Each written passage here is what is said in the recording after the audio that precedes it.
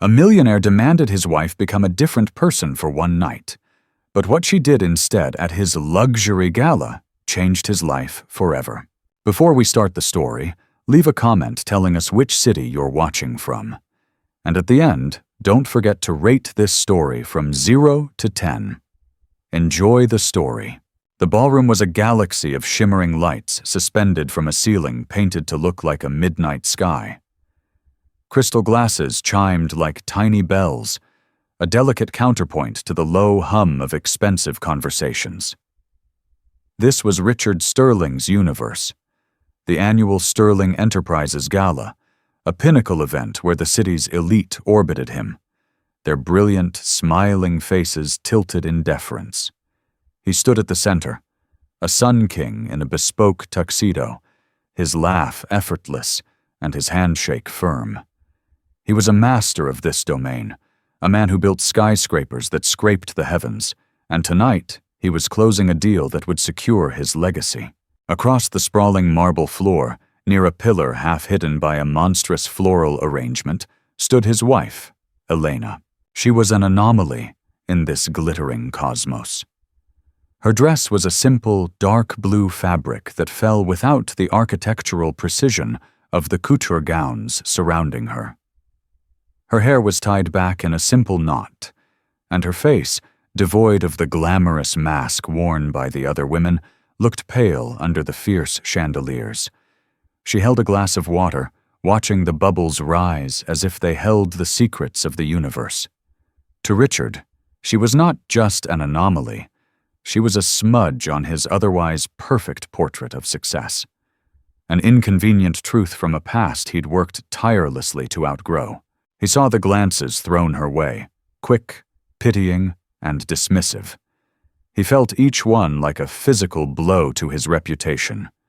The wife of Richard Sterling, looking like a librarian who had wandered in by mistake. A fresh wave of irritation washed over him. He had told her, explicitly, to make an effort. He had given her a black credit card with an obscene limit and the name of the city's most sought-after stylist. "Buy yourself a new personality if you have to," he'd snapped that morning, the words sharper than he'd intended, but not by much. Instead, she had chosen this shroud, this quiet rebellion. "Richard, my friend." A heavy hand landed on his shoulder. It was Marcus Vance, his business partner and closest confidant. Marcus was everything Richard valued: sharp, impeccably dressed, and oozing a charm that could disarm a hostile boardroom. His smile was as bright and polished as his Italian leather shoes. "You've outdone yourself. The Minister of Urban Development is practically eating out of your hand." Richard's focus shifted, the irritation momentarily forgotten. "Good. We need his approval before the ink is dry on the Harrison deal. Did you speak to him about the zoning permits?" "Consider it done," Marcus said, his eyes scanning the crowd with the predatory grace of a wolf. "He's so mesmerized by the Sterling charitable wing, he'd approve a skyscraper in a public park if you asked." Richard chuckled, the sound deep and confident. The charitable wing was Marcus's brainchild, a brilliant PR move that painted their ruthless real estate acquisitions in a soft, philanthropic light. It was the final piece of the puzzle, the move that would elevate them from mere tycoons to city benefactors. As they spoke, a young, ambitious journalist with a microphone and a cameraman in tow approached them. "Mr. Sterling, a moment for a quick soundbite? Everyone is talking about the Celestial Tower project. How does it feel to be changing the city's skyline forever?" Richard's smile widened for the camera. This was his stage. "It's not just about changing the skyline," he began, his voice smooth and practiced. "It's about building a future. It's about creating opportunities, about giving back to the city that has given me so much." From her lonely outpost by the pillar, Elena watched the performance. She saw the man she had once known, the dreamer with fire in his eyes and blueprints scattered across their tiny apartment floor, disappear completely into this polished, hollow stranger. The words he spoke were elegant, but they were a language she no longer understood. They had built his empire together, brick by brick, from the sale of her own father's small workshop. He had forgotten that part. It was a detail too humble for the grand narrative he was spinning. Her gaze drifted past him, to Marcus, who stood just behind Richard's shoulder, a perfect picture of loyal support. But Elena saw something else in Marcus's eyes as he watched Richard speak, a flicker of something cold, possessive, and deeply unsettling. It was an expression she had seen before, in fleeting moments when he thought no one was looking. It was the look of a man who saw Richard not as a friend, but as a tool. A server, a young woman with kind eyes and a nervous tic, paused beside her. "Ma'am, can I get you something else? A glass of champagne, perhaps?" Elena offered a small, genuine smile that seemed to light up her corner of the room. "No, thank you. The water is perfect." The server, accustomed to being ignored or dismissed, looked surprised by the warmth. She nodded and moved on.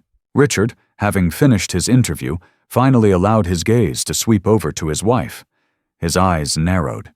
He saw her smile at the server, a gesture so simple, so common. It was infuriating. Why couldn't she understand the rules of this world? He started towards her, a storm brewing in his expression, ready to drag her from the shadows and demand she play her part. But just as he took a step, a collective gasp rippled through the ballroom. The music softened, and all heads turned towards the grand entrance. A woman had arrived, draped in a crimson gown that seemed to drink the light of the room. Diamonds dripped from her neck and ears. She was a vision of wealth and power. Richard stopped, his annoyance momentarily forgotten, replaced by admiration for this perfect embodiment of his world. Everyone was captivated, everyone except Elena. She hadn't turned. Her gaze was fixed on her husband, and in her eyes for the first time that night was not sadness or loneliness, but a flicker of something else. A quiet, unyielding resolve. She took a slow, deliberate sip of her water. The simple act, a silent declaration. The night was still young, and the performance was far from over. She had her own part to play, a role he could never have anticipated.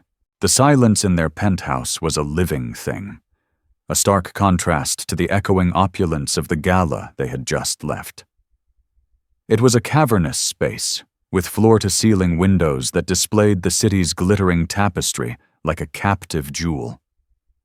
Marble floors gleamed under recessed lighting, and modern art, chosen for its investment value rather than its beauty, adorned the walls. It was less a home than a monument to Richard's success. "I have never been so humiliated in my life." Richard's voice sliced through the quiet. He had shed his tuxedo jacket, and his tie was loosened, but the rigid anger in his posture remained. Elena stood by the window, her back to him, tracing the path of a distant airplane. "What did I do, Richard?" she asked, her voice soft, almost weary. "What did you do?" he scoffed, the sound echoing in the high-ceilinged room. "You stood there like a ghost at a feast, Elena. You wore that nothing of a dress. You spoke to the help. Do you have any idea how that looks? People were staring. They were pitying me." "They weren't pitying you, Richard. They weren't thinking about you at all," she said, turning to face him. Her expression was calm, a placid lake against his raging storm. "They were thinking about themselves, just like you were." The truth in her words only fueled his anger. "This is my life, my world, the one I built with my own 2 hands. You didn't build it alone," she whispered, the words barely audible but carrying the weight of years. He chose to ignore that. It was a history he had meticulously rewritten. The memory of their cramped apartment, the smell of burnt coffee from late nights poring over blueprints, was a ghost he refused to acknowledge. He remembered her then, with paint under her fingernails, and a belief in him that was fierce and absolute. She had sold her father's small, beloved woodworking shop to fund his first solo project, a risky venture that everyone else had called a fool's dream. That initial investment had been the seed from which his entire empire had grown. "That was a different time," he said dismissively. "We're in the big leagues now. Image is everything. Marcus understands that. Why can't you?" Marcus. It always came back to Marcus. Marcus, the silver-tongued charmer Richard had met 6 years ago. He had appeared at the perfect moment, when Richard's company was expanding faster than he could manage. Marcus had brought connections, ruthlessness, and an ambition that mirrored Richard's own. He had quickly become indispensable, not just a partner, but a friend who validated every one of Richard's new, extravagant tastes, and gently, persistently, pointed out Elena's shortcomings. "Marcus thinks you should have a stylist on retainer," Richard would say. Or, "Marcus was surprised you didn't come to the golf charity. All the wives were there." Each comment was a small, sharp chisel, chipping away at Elena's place in their life. Elena watched him now, seeing the shadow of Marcus's influence in the rigid set of his jaw, in the coldness of his eyes. "Marcus understands money, Richard. I'm not sure he understands much else. He understands what it takes to win," Richard shot back, pacing the length of the Persian rug. "And this Celestial Tower deal is the biggest win of my life. Everything has to be perfect, every detail. That includes my wife." On a small, elegant table on their expansive balcony, a single plant sat in a ceramic pot. It was a jasmine vine, a gift from Elena's mother years ago. It had once been lush and fragrant, its white blossoms filling their small apartment with a sweet perfume. Here, in the sterile, wind-whipped environment of the 50th floor penthouse, it was struggling. Its leaves were yellowed and brittle, its vines thin and searching. Elena watered it every day, tending to it with a quiet devotion, but it refused to thrive. The plant was a silent testament to their marriage, transplanted into an environment too cold and high to survive, slowly withering from neglect. She had Sophia, at least. Their housekeeper, a warm, sturdy woman in her late 60s with eyes that missed nothing, had been with Elena since before Richard's meteoric rise. Sophia moved through the silent apartment with a quiet efficiency, but her loyalty was fiercely, unreservedly Elena's. She saw the way Richard looked through his wife, the way Marcus's polite smiles never quite reached his eyes. Sophia would often leave a cup of herbal tea for Elena in her small art studio, the one room in the penthouse that felt alive, with a knowing, sympathetic glance. "He is a man who has forgotten the color of the sky," Sophia had once said in her soft, accented English, watching Richard bark orders into his phone. "He only sees the buildings that block it." Now, facing that man, Elena felt a profound sense of exhaustion. It was a weariness that went bone deep. She had tried for years to keep up. She had hosted the awkward dinners, smiled at the vapid conversations, and worn the uncomfortable clothes. But in doing so, she had felt herself fading, becoming as transparent and lifeless as the glass walls surrounding her. "I am your wife, Richard," she said, her voice finding a sliver of its old strength. "Not a corporate accessory, not a detail to be managed." "Then start acting like a wife," he thundered. "My wife, the wife of Richard Sterling." He turned and strode towards his office, a sleek, black and chrome chamber where he spent most of his waking hours. The conversation was over. For him, it was a problem stated, a directive given. For Elena, it was a door slamming shut on a part of her life she could no longer bear to inhabit. She walked out onto the balcony, the cool night air a welcome shock to her skin. She looked down at the withering jasmine vine. With a gentle finger, she touched one of its dry, curling leaves.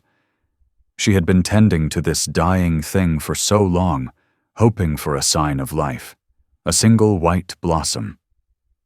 But hope, she was beginning to realize, was not a passive act. It required more than just patience and water. It required fertile ground. It required sun. And in that moment, under the cold, distant stars, a new kind of resolve began to bloom within her. A quiet, radical idea. If she couldn't save the plant, perhaps she could still save herself.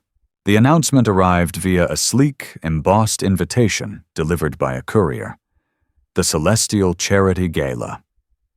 It was the social event of the season, a night where fortunes were pledged and reputations were cemented. For Richard, it was more than a party.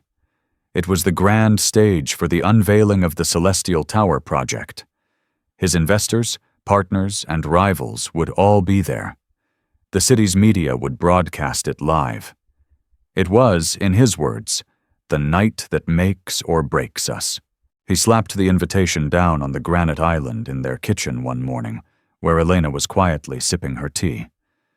"This is it," he announced, his voice buzzing with a nervous energy she hadn't heard in years. "The gala, in 1 month, and this time you will not embarrass me." He didn't look at her as he spoke, his attention already on the tablet displaying market trends. His words were a command, not a request. "I need you to look the part, Elena. I mean it. I've opened a new account for you." He slid a platinum credit card across the counter. It glinted under the morning light. "Hire a team, a stylist, a makeup artist, a trainer. I don't care what it costs. Buy a new wardrobe. Buy a new face. Just be someone else for one night. Can you do that for me?" Elena looked at the card, then up at his averted face. The request was so fundamentally insulting, yet delivered with the casual indifference of a man ordering a coffee. Be someone else, for him, for his deal, for his world. A bitter taste filled her mouth. For years, she had tried to bend and contort herself into the shape he desired. And for what? To be told, in the end, that she simply wasn't enough. A strange calm settled over her. "All right, Richard," she said, her voice even. He finally looked at her, surprised by her easy compliance. He had expected a fight, tears, a futile argument. "All right?" "Yes," she said, picking up the card. It felt cold and foreign in her hand. "I'll take care of it." A relieved, self-satisfied smile spread across his face. "Good. That's good. I knew you'd see sense." He clapped his hands together, the business mogul who had just successfully negotiated another difficult merger. "Now I have to run. Marcus and I are meeting the architects."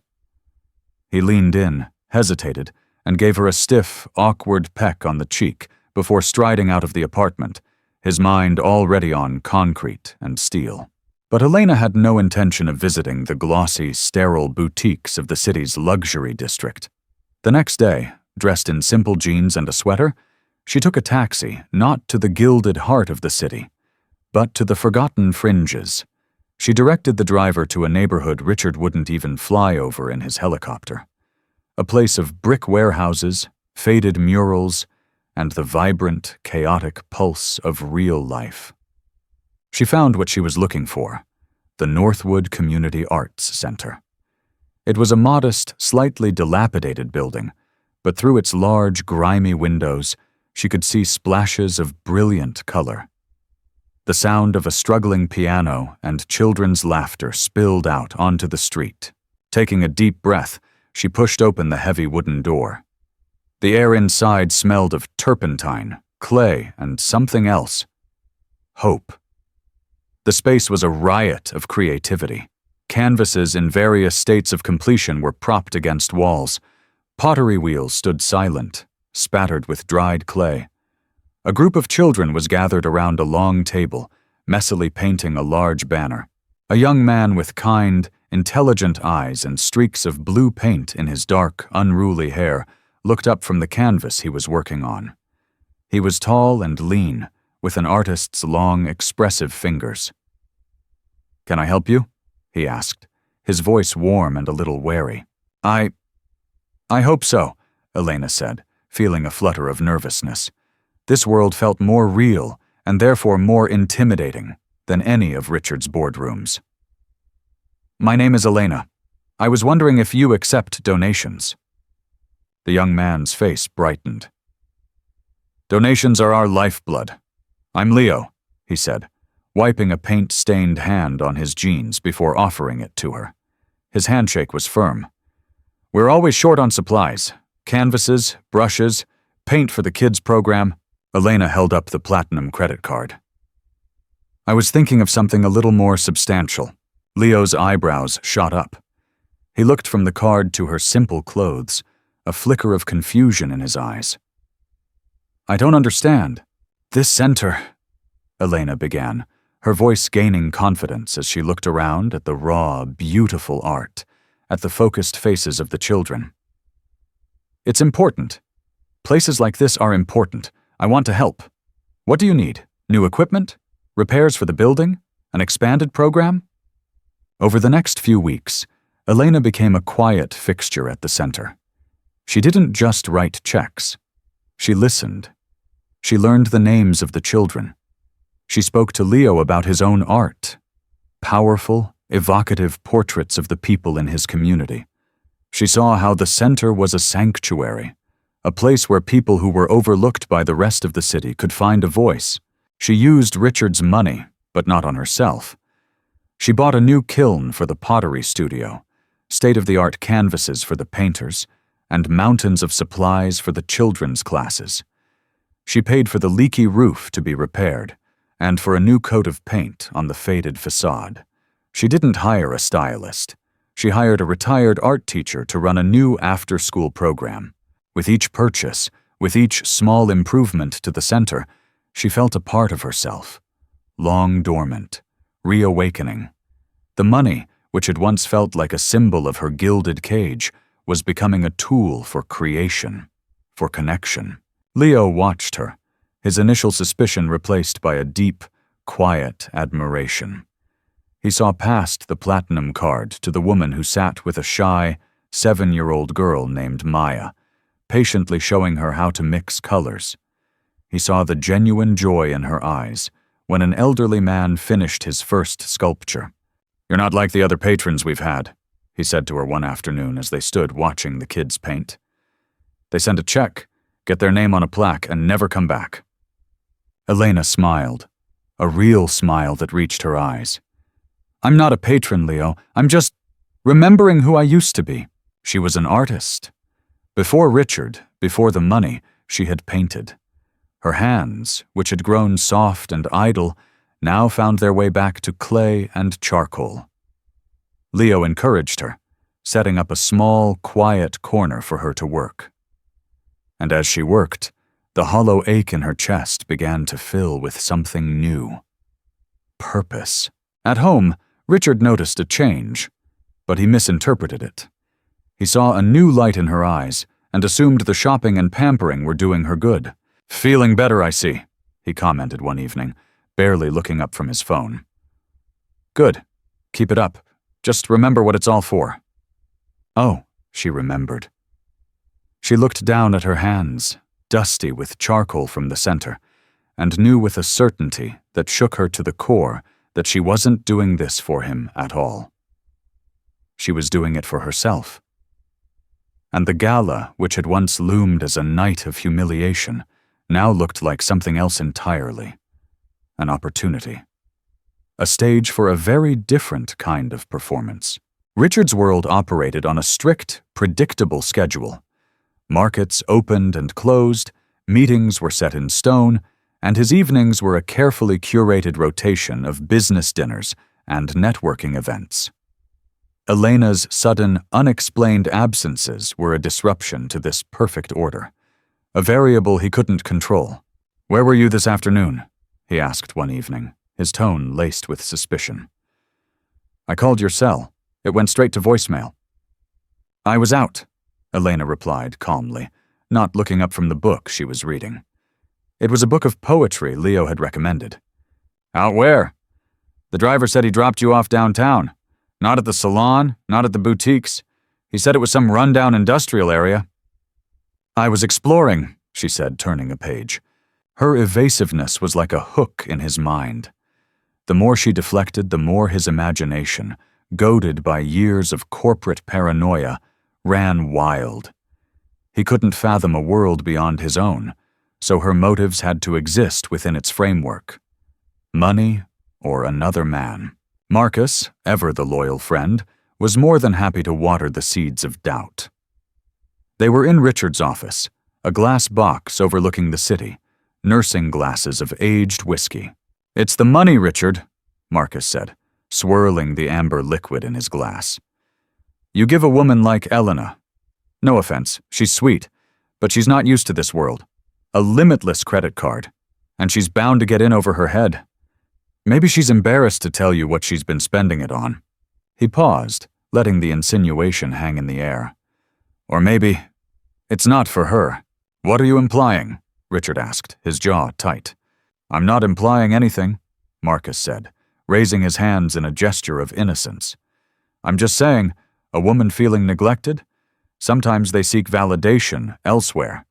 A pretty new dress is one thing. A handsome young distraction is another."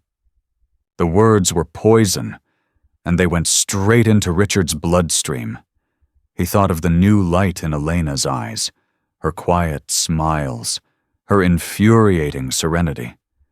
It wasn't the glow of a woman enjoying a shopping spree. It was the glow of a woman with a secret. The next day, he did something he would have once considered beneath him. He had his security team track her. The report was on his desk by evening. She had gone to the Northwood District, to an old brick building, the Northwood Community Arts Center. She had stayed for 5 hours. The report included a grainy photograph of her leaving the building, talking and laughing with a young, dark-haired man. Leo. Rage, cold and pure, seized him. So this was it. His wife, spending his money on her lover's little art project. The humiliation was unbearable. The cheap, tawdry cliché of it all. He, Richard Sterling, was being made a fool of. He stormed home, the security photo burning a hole in his pocket. He found her in her studio, her hands covered in clay, a look of peaceful concentration on her face. The sight of her tranquility infuriated him. He threw the photograph down on her sculpting table. "Explain this." Elena flinched, startled. She looked at the photo, then back at his thunderous face. She saw the narrative he had already written in his mind. "That's Leo," she said, her voice quiet. "He runs the center." "The center?" Richard spat the word out. "Is that what you call it? How much of my money have you poured into this pathetic little hobby of his?" "It's not his hobby, Richard. It's a lifeline for a whole community. And I wasn't spending the money on him. I was spending it on them, on the children, on the artists." "Oh, spare me the saintly act," he roared, his voice bouncing off the studio walls. "I gave you money to fix yourself, to become presentable, and you took it and gave it to him. Do you have any idea how that makes me look?" "I have no idea how it makes you look," she replied, her voice gaining a steely edge. "But I know how it makes me feel. It makes me feel like myself again." "Yourself?" He let out a harsh, bitter laugh. "You don't get to be yourself on my dime. You are Mrs. Richard Sterling, and you have been making a fool of me." The accusation of infidelity, so vile and baseless, hung in the air between them. Elena's heart ached, not with guilt, but with a profound sadness for the man he had become. A man who could only see the world through a lens of suspicion and possession. "I have never been unfaithful to you, Richard," she said, her voice trembling slightly with suppressed anger. "But you have been unfaithful to us for years. You've had an affair with your work, with your money, with your own reflection." His face hardened into a mask of cold fury. "That's it. You're done." He pulled out his phone and with a few sharp taps, made a call. "Cancel all cards under the name Elena Sterling, effective immediately." He snapped the phone shut. "You are not to leave this apartment unless I say so. You will attend the gala, you will smile for the cameras, and you will act the part of the dutiful wife. After that, we are finished. I'll have my lawyers draw up the papers. You'll get a settlement generous enough to keep you quiet, and then you will be out of my life for good." He expected her to break, to cry, to beg. Instead, she stood straight and looked him directly in the eye, her own gaze clear and unwavering. The fear he had expected to see was absent, replaced by a quiet, resolute sorrow. "It's a pity," she said softly. "You've built the tallest buildings in the city, but you can't see the person standing right in front of you." She turned back to her sculpture, her hands returning to the clay as if he were no longer in the room. Her dismissal of him was more cutting than any scream. He stormed out, slamming the door behind him, leaving her in a silence that was no longer lonely, but filled with the grim purpose of a woman who had nothing left to lose. Meanwhile, in another part of the penthouse, Sophia was dusting Richard's office. She was a ghost in the house, overlooked and underestimated. As she polished the mahogany desk, she heard a muffled voice. Marcus was on the balcony, speaking on his phone, his voice low and urgent. "The transfer has to be seamless," Marcus was saying. "The final tranche moves the night of the gala, during the presentation. Everyone will be distracted." A pause. "No, Richard won't see it coming. He's too busy worrying about his wife. He trusts me completely. By the time the auditors figure it out, the Shell Corp will have dissolved and the money will be gone. We'll be ghosts." Sophia froze, her hand hovering over the desk. She didn't understand the financial jargon, tranche, Shell Corp, but she understood the language of deceit. "He trusts me completely." The words were cold and sharp. She knew Marcus was no friend to Elena, but she hadn't realized the depth of his treachery. She backed away slowly, her heart pounding. She had no proof, just a string of overheard words. But she knew, with a certainty that chilled her to the bone, that the real betrayal in this house had nothing to do with a community art center. The night of the Celestial Charity Gala arrived like a city holding its breath. A velvet black sky, pricked with the indifferent light of stars, stretched over a metropolis ablaze with anticipation.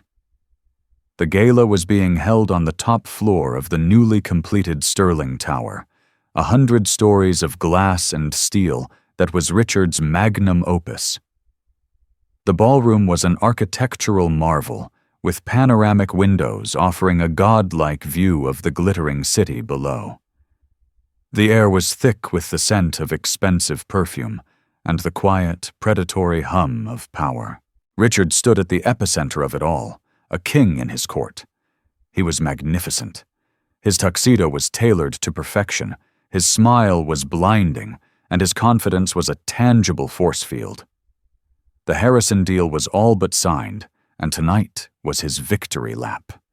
Investors clapped him on the back, politicians sought his ear, and rivals watched with thinly veiled envy. Marcus was a seamless extension of Richard, gliding through the crowd, his charm laying the groundwork for Richard's power plays. "Richard, the Secretary of Commerce is here.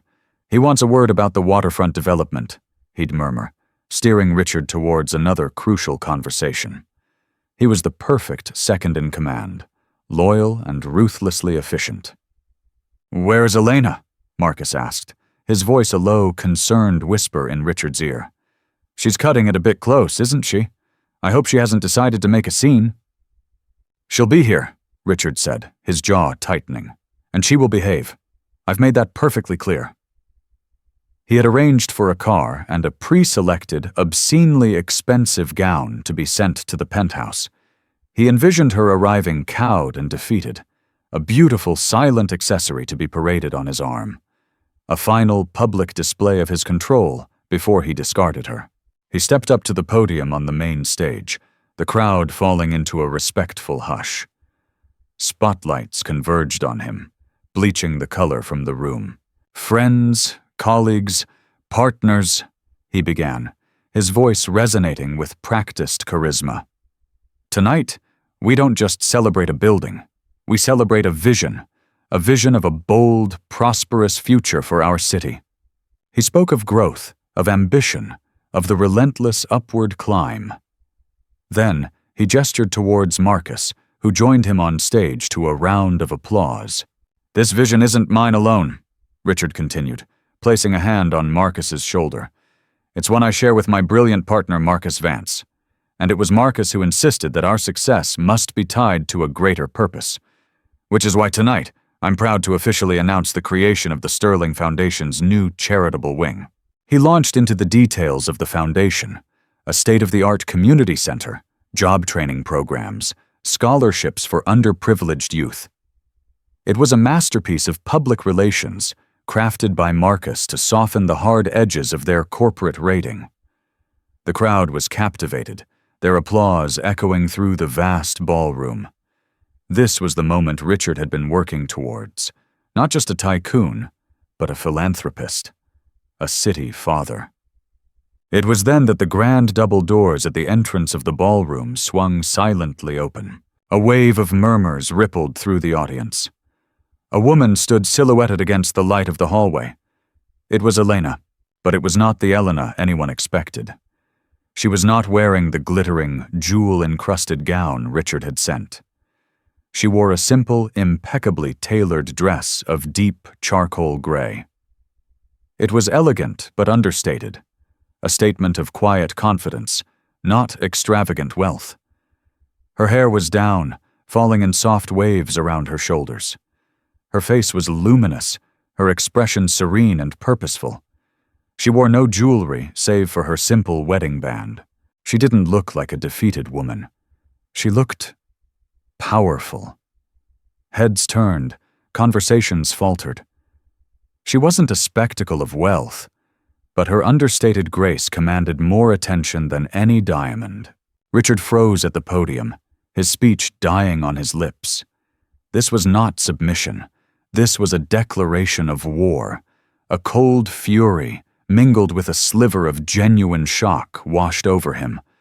How dare she, on his night, on this stage? He saw her eyes find his across the cavernous room. There was no anger in them, no fear, only a profound, sorrowful resolve. He started to move, to descend the stage and intercept her, to physically remove her from his moment of triumph. But she was already moving, walking with a calm, deliberate pace, not towards him, but towards the side of the stage where a second, smaller lectern with a microphone had been set up for guest speakers. A path seemed to part for her. The city's most powerful people, who had dismissed her as a non-entity just an hour before, now watched her, intrigued and silent. They sensed that the real event of the evening was about to begin.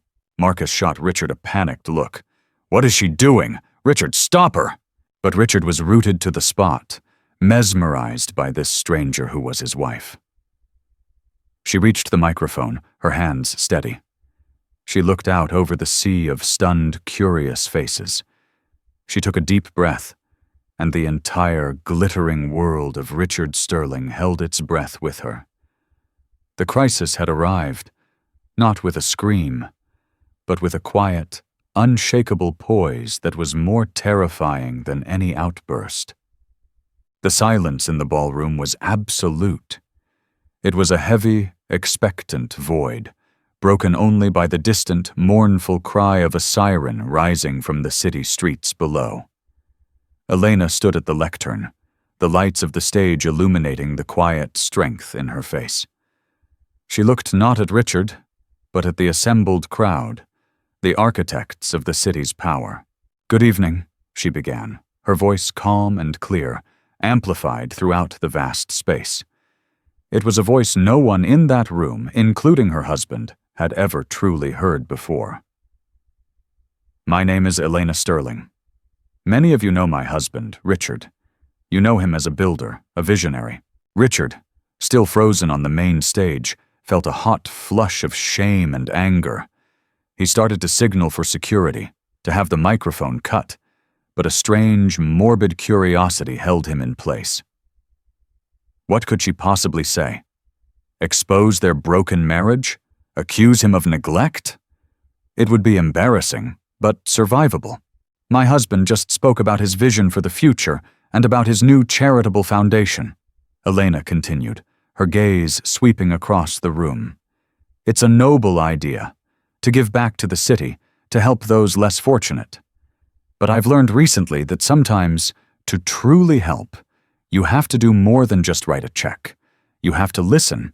You have to see the people and places that have been left behind in the race to the top.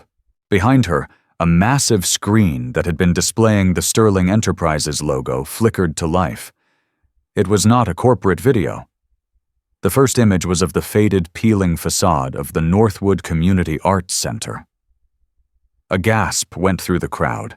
"For the past month," Elena said, her voice now a narration over the images, "I have been spending my time here, in a part of the city some of you may not even know exists. It's a place without panoramic views or marble floors, but it is rich in something else: talent, creativity, and community." The screen filled with a short, beautifully shot documentary. It showed children with paint-smeared faces, their eyes bright with joy. It showed an elderly man, his hands gnarled with age, tenderly shaping a piece of clay. It showed Leo, his face earnest and passionate, speaking about the power of art to give a voice to the voiceless. The film was professional, poignant, and utterly captivating. Elena had used a portion of Richard's money not just on supplies, but on hiring a young, talented film crew she'd met through the center. "I was given a generous budget to prepare for this evening," Elena explained, her voice hardening slightly. "I was told to buy a new personality. Instead, I chose to invest in the ones I found here. We repaired the roof, bought a new kiln, and funded an after-school program for 50 children." The audience was mesmerized. This was not the bitter, scorned wife they had expected. This was a passionate advocate, a woman with a purpose. Richard watched, his anger slowly being replaced by a bewildering sense of confusion. This was not about him. This was something else entirely. Then, the tone of the presentation shifted. "But as I spent time in Northwood," Elena said, her voice dropping, becoming more serious, "I learned something troubling. I learned that the very site designated for the Sterling Foundation's new, much-publicized community center was the same site that this arts center and dozens of families were being evicted from to make way for it." A low murmur spread through the room. Richard felt a jolt, as if he'd been struck by lightning. He turned to look at Marcus, whose charming smile had vanished, replaced by a pale, rigid mask. "I thought it was a tragic irony," Elena continued. "A charitable project destroying the very community it was meant to serve. So I started looking deeper, and I discovered that the story was much uglier than that." The screen changed again.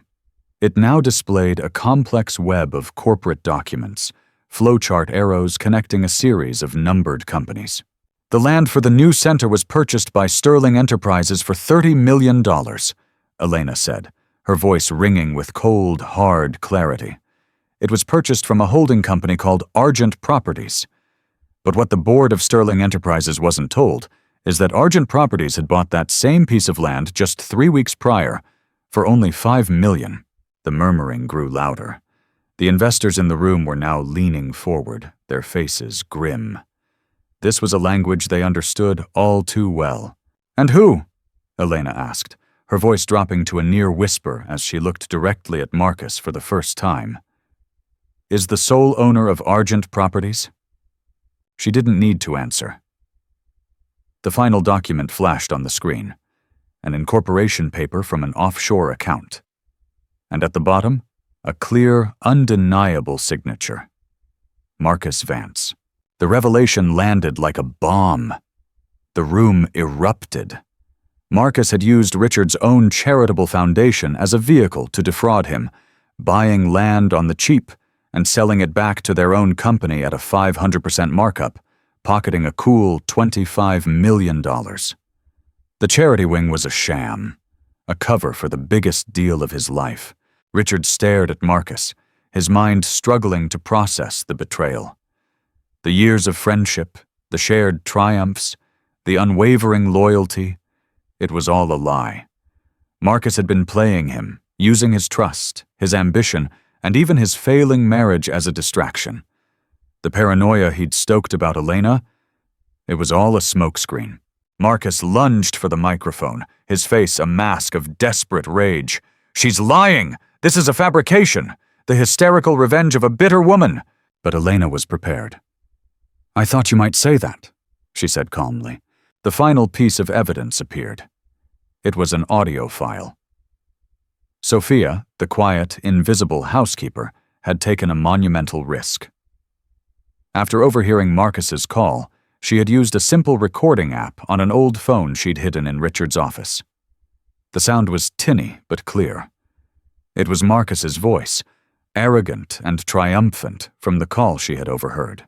"He trusts me completely," Marcus's voice echoed through the ballroom.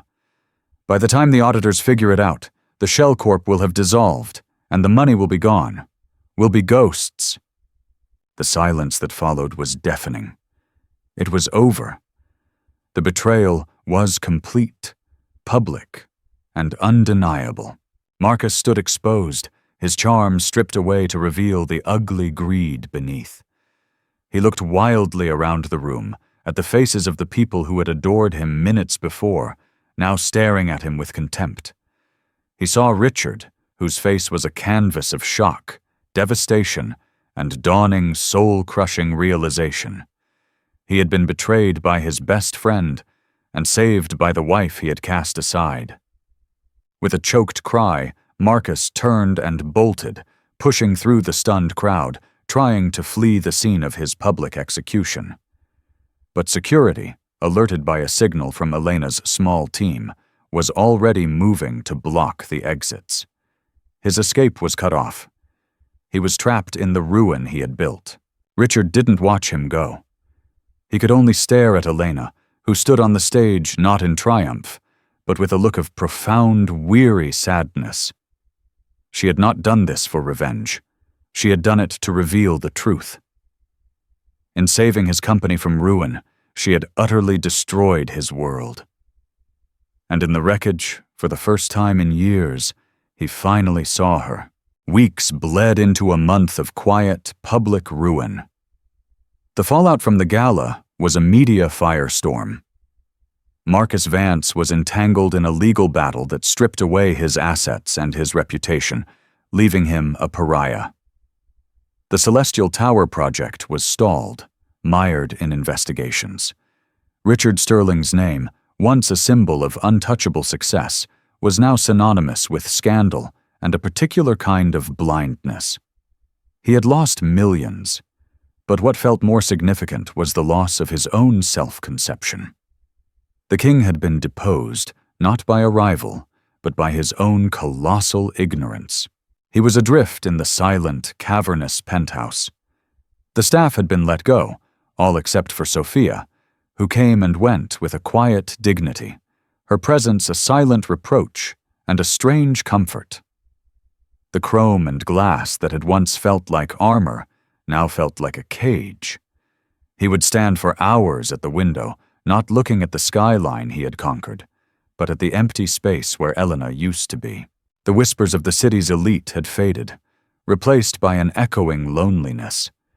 His phone, once a relentless source of calls and demands, was mostly silent. The men who had clapped him on the back now crossed the street to avoid him. He was a cautionary tale. The great Richard Sterling, undone by a wolf he'd invited into his home, and a wife he'd refused to see. One gray afternoon, he found himself on the balcony. His eyes fell upon the neglected jasmine vine. He had never paid it any attention, considering it just another of Elena's sentimental follies. But now, as he looked closer, he saw it. Amidst the brittle, yellowing leaves, a single, tiny sprout of vibrant green was pushing its way towards the light. A stubborn, impossible sign of life. Hope, he realized with a pang of shame, was not a passive act. It was an act of survival. He knew what he had to do. He shed the expensive suit that felt like a costume and put on a simple pair of trousers and a worn sweater. For the first time in years, he didn't call for a driver. He took a taxi, the anonymity of the back seat a strange relief. He gave the driver the address for the Northwood Community Arts Center. The neighborhood was a revelation. It was alive, noisy, and colorful in a way his polished world never was. He saw kids playing on the sidewalks, heard music spilling from open windows, and smelled food cooking somewhere nearby. When he arrived at the center, he was struck by the change. The facade was freshly painted in a warm, welcoming ochre. Through the clean windows, he could see the space buzzing with activity. He pushed the door open and stepped inside. The smell of turpentine and hope was stronger than ever. The place was transformed. The new kiln was firing pottery, the easels were all occupied, and the children's corner was overflowing with laughter and creativity. His money, filtered through Elena's vision, had done this. It was the best investment he had ever made, and he'd had no idea. Then he saw her. She was standing in the middle of the room, talking to Leo. A little girl, Maya, was tugging on her hand. Elena leaned down to listen to her, a smile of such genuine warmth and beauty on her face that it stole Richard's breath. She wasn't the pale, ghost-like figure from his parties, nor the sorrowful woman on the stage. This was Elena, alive, vibrant, home. She looked up, and their eyes met across the room. The laughter and noise of the center seemed to fade away. There was no triumph in her gaze, no, "I told you so." Just a quiet, searching look. He walked towards her, his heart pounding a nervous, unfamiliar rhythm. He felt like a foreigner in a land where he didn't speak the language. Leo gave him a wary, protective look, before Elena nodded, and the young artist moved away to give them space. "Elena," Richard said, his voice raspy. The grand, eloquent speeches he had given his entire life deserted him. "Richard," she replied, her tone even. He started, then stopped. An apology felt too small, too hollow for the scale of his failure. "What you did, you saved the company. You saved me from complete ruin." "I didn't do it for the company, Richard," she said softly. "And I didn't do it for you. I did it because it was the truth. And the people here," she gestured around the room, "deserved to have their truth told." He nodded, finally understanding. It had never been about him. "I know." He took a breath, the confession feeling like tearing down a building inside himself, brick by painful brick. "I was a fool. I was blind. I chased skylines and stock prices, and I missed everything that mattered. I missed you." Tears welled in his eyes, hot and shameful. He, who had never shown a moment of weakness, stood undone in the middle of a community art center. "I don't expect you to forgive me," he whispered, his voice cracking. "And I don't deserve you. But I want to help. Not with a check." He looked down at his own hands, soft and useless. "I want to learn how to build something real." Elena studied his face for a long moment, seeing the brokenness, the raw, painful sincerity that had been buried for so long. She saw a glimmer of the man she had first loved, the dreamer with fire in his eyes. Forgiveness was a complicated landscape, and trust was a bridge that, once burned, was not easily rebuilt. But she also saw that single green sprout on the jasmine vine. She didn't offer him an easy reconciliation. She didn't promise a return to their old life, a life neither of them wanted anymore. Instead, she offered something far more precious. A chance. She picked up a paintbrush from a nearby table and held it out to him. "The children are painting a new mural for the outside wall," she said, a faint, tentative smile touching her lips. "We could use another hand." Richard looked at the brush, then at her. He took it. His hand felt clumsy, but he held it tight. The final scene is not of a kiss, but of something more profound. Richard and Elena, standing side by side, painting a sprawling, colorful tree on a brick wall. Children laugh around them, adding their own handprints as leaves. In the distance, the setting sun casts a warm, golden glow over the city, the sharp, arrogant silhouettes of Richard's skyscrapers softened by the light. A new skyline was being created, not of steel and glass, but of community, connection, and second chances. It was the beginning of a new foundation, built not on wealth, but on worth. What defines us is not what we own, but what we choose to stand for.